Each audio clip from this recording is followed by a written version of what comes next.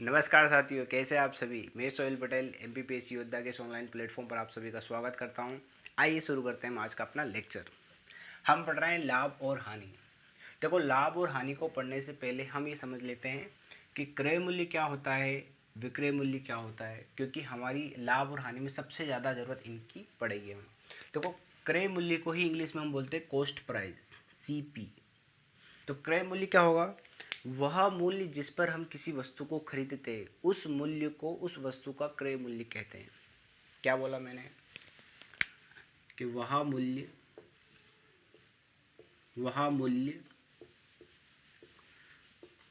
जिस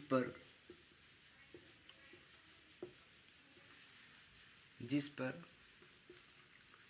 किसी वस्तु को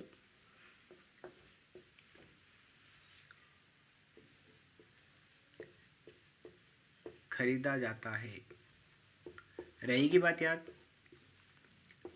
है उस मूल्य को उस वस्तु का क्रय मूल्य कहते हैं। अगर आपसे मैं बोलूँ विक्रय मूल्य क्या है, विक्रय मूल्य को ही इंग्लिश में हम बोलते हैं सेलिंग प्राइस। क्या बोलते हैं इसे हम? Selling price. रहेगी बात आपको याद? Selling price. तो कुछ भी नहीं करना, आपको क्या करना है? वह मूल्य जिस पर किसी वस्तु को बेचा जाता है, वह उस वस्तु का विक्रय मूल्य कहलाता है। रहेगी बात आपको याद?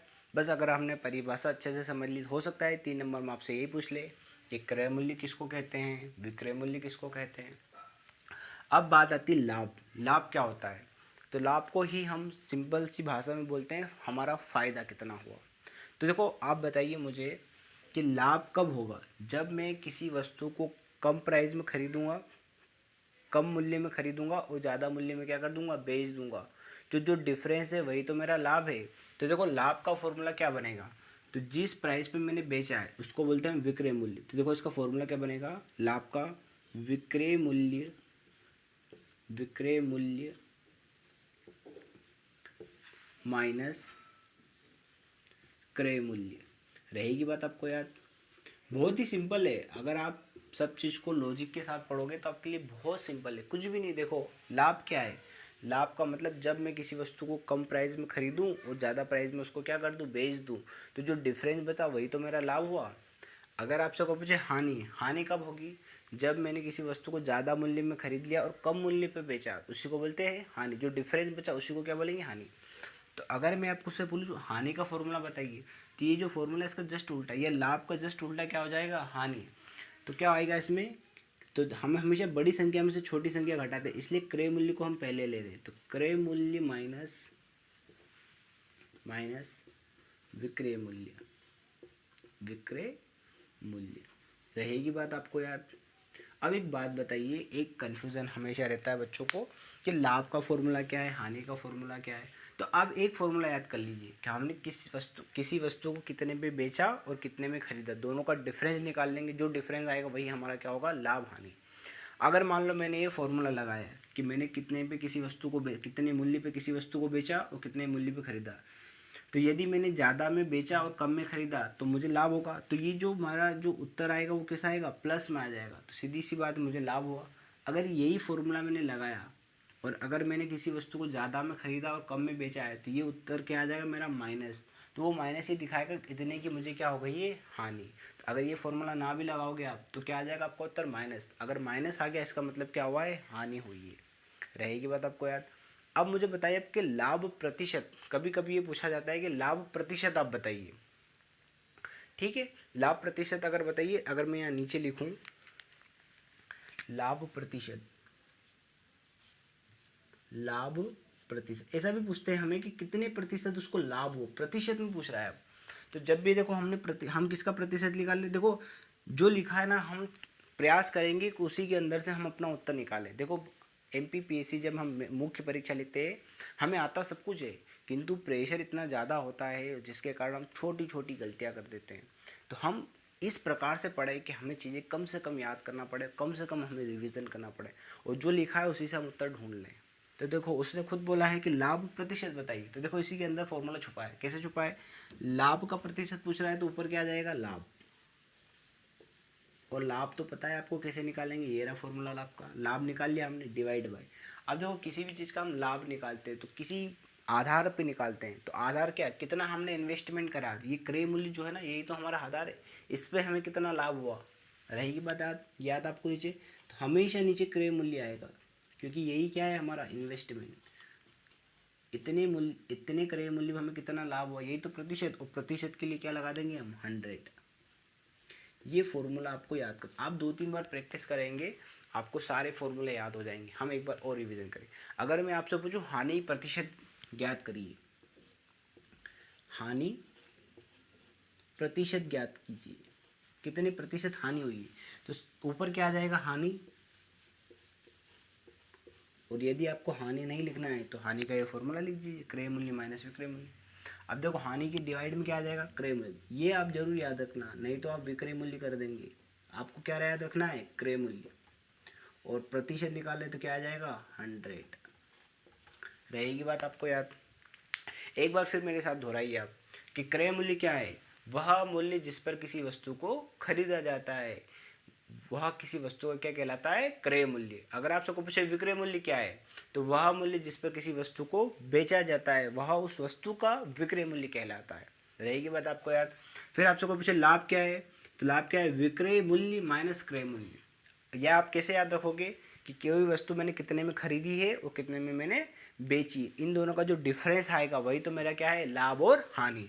तो लाभ क्या है, विक्रय मूल्य माइनस क्रय मूल्य, और हानि क्या है, क्रय मूल्य माइनस विक्रय मूल्य। अगर मुझे लाभ प्रतिशत निकालना है तो देखो इसके अंदर ही छुपा है, लाभ प्रतिशत में पूछा है, छुपा है लाभ, तो मैं सबसे ऊपर क्या रख दूंगा, लाभ, डिवाइड में क्या रखूंगा, क्रय मूल्य इंटू 100। देखो प्रतिशत है तो क्या लिख दूंगा 100।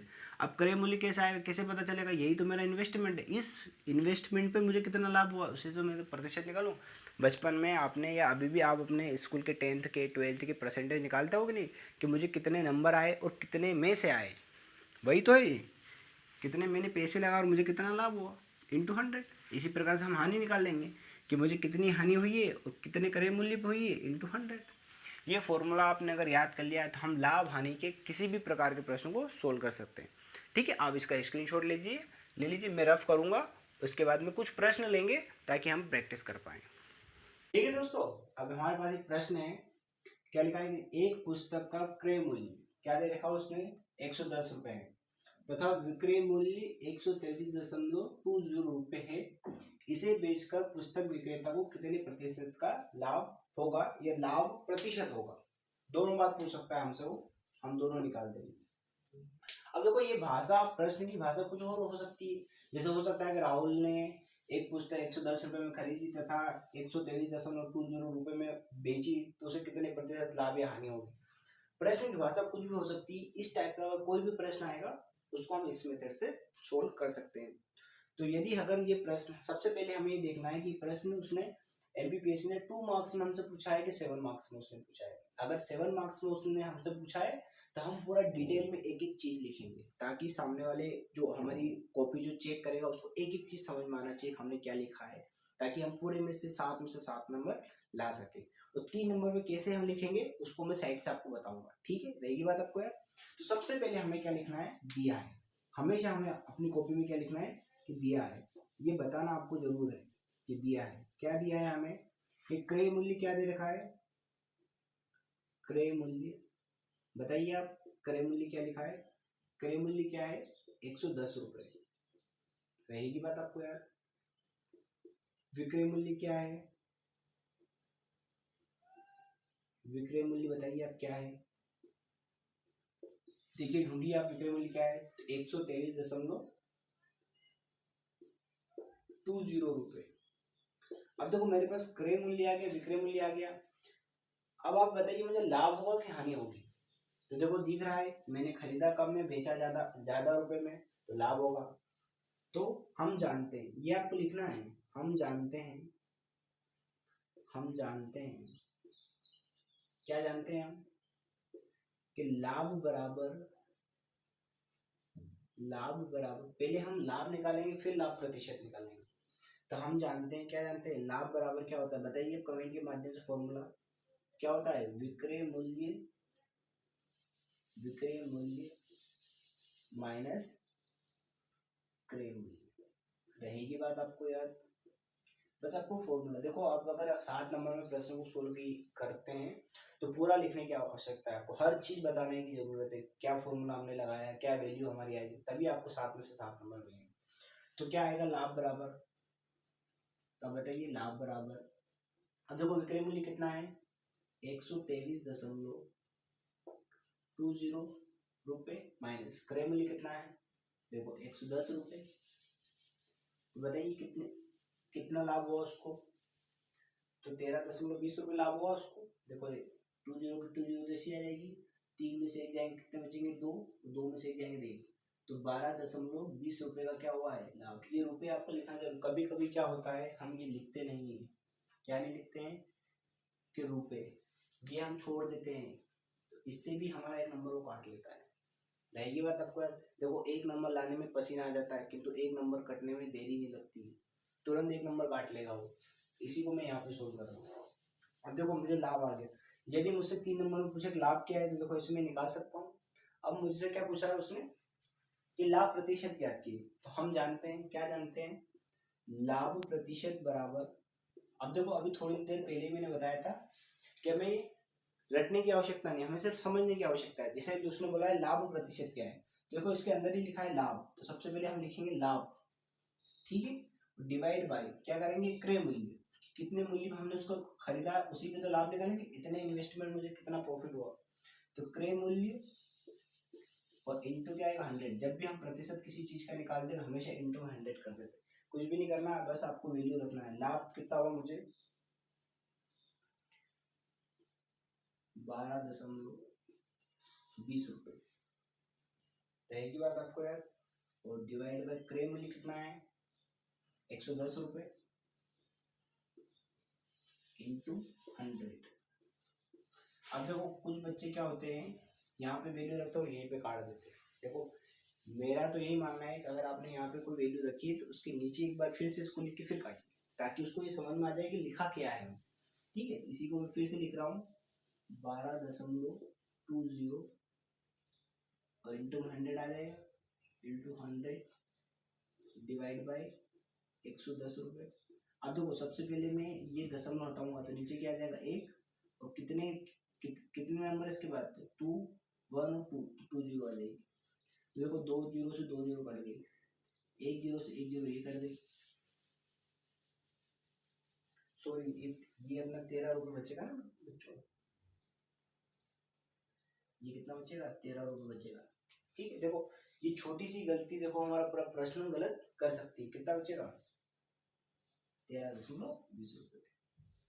ठीक है, अब देखो मैं इसको 11 से काटूंगा तो 11 कम 11, कितने बचे 2, और 11 गुना 22, तो कितना बचा 12%। यही तो मेरा क्या है अभिष्ट उत्तर। अतः क्या लिखूंगा, अतः पुस्तक विक्रेता को, पूरी भाषा लिखूंगा, अतः पुस्तक विक्रेता को 12% का लाभ होगा।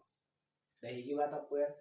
अब इसी प्रश्न को अगर 3 नंबर में आ गया तो हम कैसे सोल्व करेंगे, क्योंकि देखो 3 नंबर में इतना तो हम लिख नहीं सकते, तो कैसे सोल्व करेंगे। अब देखो आइए देखते हैं। ठीक है मिटाओ मैं अब इसका पहले स्क्रीनशॉट ले लीजिए, आप ले लिया स्क्रीनशॉट आपने। ठीक है, अब 3 नंबर में कैसे सोल्व करेंगे इसको, देखो हमारे पास 3 लाइन ही है, तो टू द पॉइंट हम लिखेंगे, एकदम टू द पॉइंट।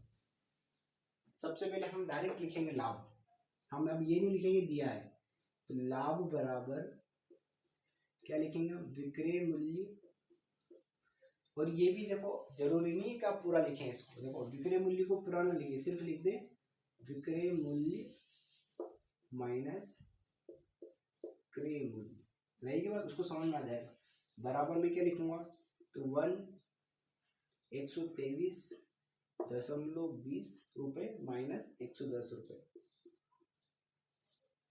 और मुझसे लाभ प्रतिशत पूछा है तो इसलिए इसको यही लिख दूंगा मैं, कितने प्रतिशत का उसको लाभ हुआ है, तो देखो 13 रुपये का लाभ हुआ है। कितने रुपए का लाभ हुआ है 13 रुपये।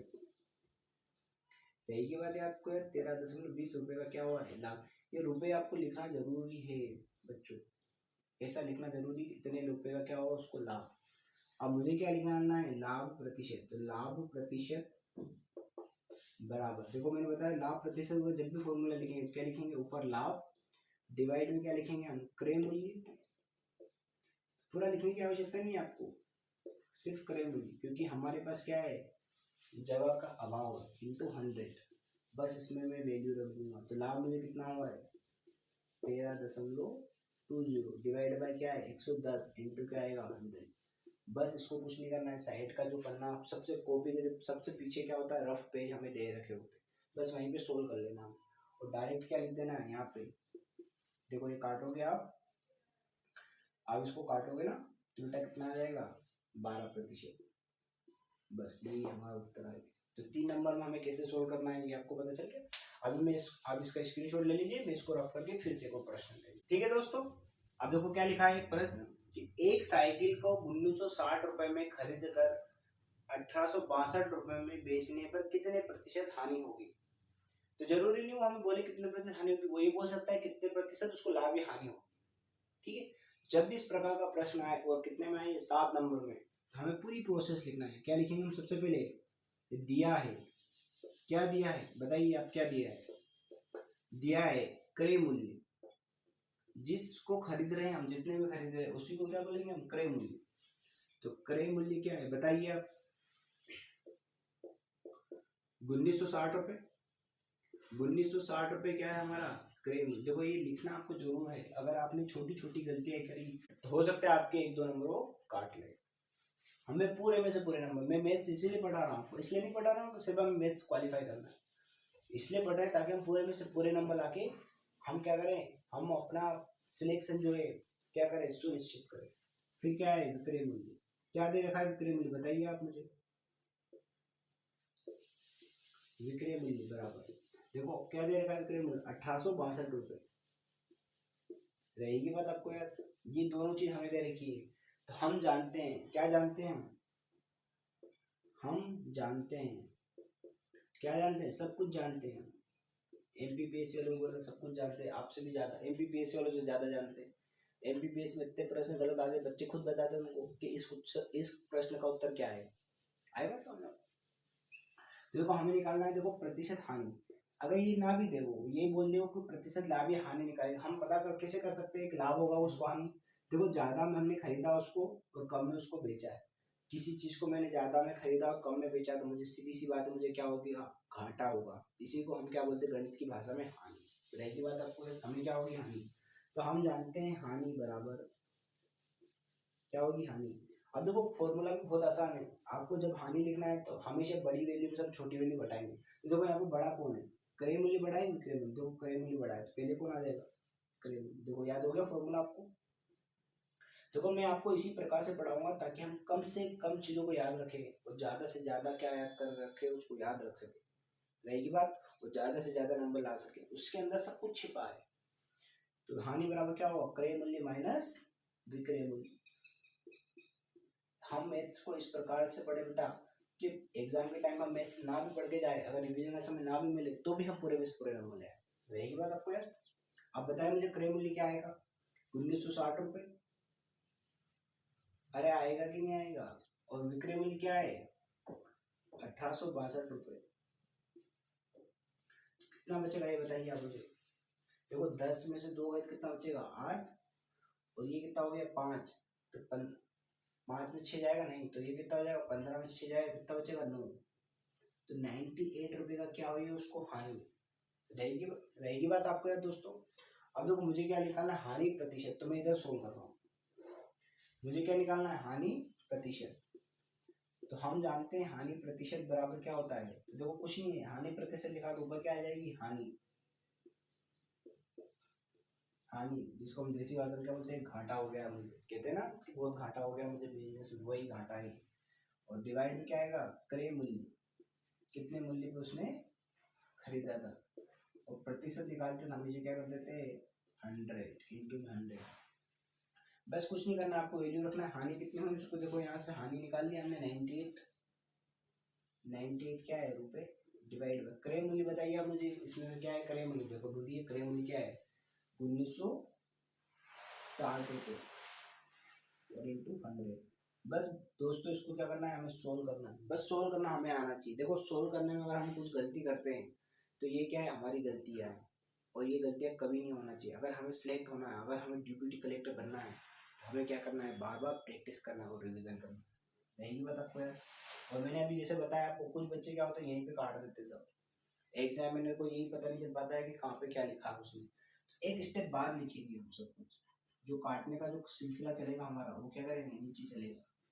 ये क्या है, 1960 इंटू कितना है 100, देखो 10 से 10 करेंगे। और 98 से 196 दो से भी काट सकते हैं, डबल है देखो 96, 98 का डबल करोगे तो 196 आ जाएगा। ये कितनी बार गया, 2 बार। तो 2 से 10 को काटोगे कितना आ जाएगा, 5। और आपको पता है हम क्या निकाल रहे हैं, प्रतिशत। ये जरूर याद रखना है आपको, प्रतिशत निकाल रहे हैं। कुछ बच्चे क्या होते हैं 5 ही लिख के आ जाते हैं, ठीक है। उसके अंत में लिखना है अतः। अतः क्या बोला उसने, कितने प्रतिशत की हानि होगी, अतः उसे 5% की क्या होगी, हानि होगी। रहेगी बात आपको। अब देखो इसी प्रश्न को 3 नंबर में हमें सोल्व करना है, तो कैसे करेंगे हम सोल्व। प्रश्न को मुझे अगर 3 नंबर में सोल्व करना है तो मैं इतना सब कुछ नहीं लिखूंगा, सिंपल सी स्टेप लिखूंगा मैं। देखिए आप क्या करूंगा मैं, मुझे निकालनी है हानि, या मैं ऐसे भी पता कर सकता हूँ प्रश्न को पढ़ के, ज़्यादा में मैंने खरीदा और कम में मैंने बेचा, तो क्या होगी, हानि। तो डायरेक्ट लिखूंगा मैं हानि, और हानि बराबर क्या होगा, क्रय मूल्य माइनस विक्रय मूल्य। रहेगी बात। मैं ऐसा क्यों लिख रहा हूँ छोटा, क्योंकि हमारे पास स्पेस बहुत कम है, 3 नंबर 3 लाइन ही है हमारे पास, बराबर। अब देखो क्रय मूल्य कितना है, 1960 रुपये, और विक्रय मूल्य क्या है देखो 1862 रुपये।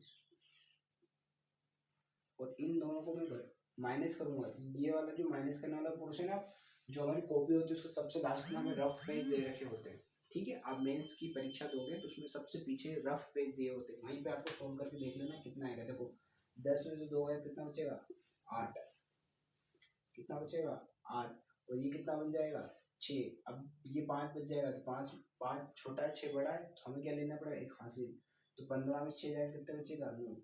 और 8 में 60 जीरो, 1 में 7 जीरो, तो 98 रुपये की क्या हुई उसको हानि। एक ही लाइन में हमने सोल्व कर दिया। हमें क्या निकालना है, हानि प्रतिशत। तो हानि प्रतिशत बराबर क्या होता है, देखो कुछ बच्चे क्या होते हैं पूरी चीज़ भी नहीं लिख पाते हो, और सही से देखो हमने सारी चीज़ पूरी फॉर्मूला भी लिखा है, उसको घटाया भी है, पूरी स्टेप, और एकदम सिस्टमेटिक तरीके पर पूरे 3 में से 3 नंबर हमें मिलेंगे। तो हानि प्रतिशत बराबर क्या होता है, हानि डिवाइड बाय क्रय मूल्य। हमेशा क्रय मूल्य याद रखना है आपको, क्रय मूल्य इंटू 100। रहेगी बात आपको याद। तो बराबर क्या आएगा, हानि कितनी हुई है मुझे, देखो यहाँ से 98 रुपये की, डिवाइड बाय, अब देखो क्रय मूल्य, तो क्रय मूल्य कितना है 1960 रुपये इंटू 100। हमेशा जब भी प्रतिशत निकाल देना 100, और यहीं पे काटने मत लग जाना, बस डायरेक्ट वैल्यू रख देना इसमें। तो कैसे करोगे आप, पीछे पेज पे लिखना, 1 0 से 1 0 काट देना आप, और 98 से कितने बार जाएगा 2 बार, और कितने बार जाएगा 5 बार, तो 5%। बस इतना करके आ जाना है सोल्व। आपको 3 में से 3 नंबर मिले, 2 में से 2 नंबर आपको मिलेंगे, ठीक है। इसका स्क्रीनशॉट ले लीजिए, मेरा करके कुछ और टाइप के हम प्रश्न लेंगे ताकि हम और प्रैक्टिस। ठीक है दोस्तों, हमारे पास एक प्रश्न है, एक और टाइप का एक प्रश्न है कि आदित्य ने एक गाय 8,580 रुपये में बेचकर, सीधा उसने बेचा, खरीदा बताया ही नहीं उसने, 4% लाभ कमाया, तो बताइए उसने गाय कितने रुपए में खरीदी। हमें यहाँ पे क्रय मूल्य ज्ञात करना है, रहेगी बात आपको याद।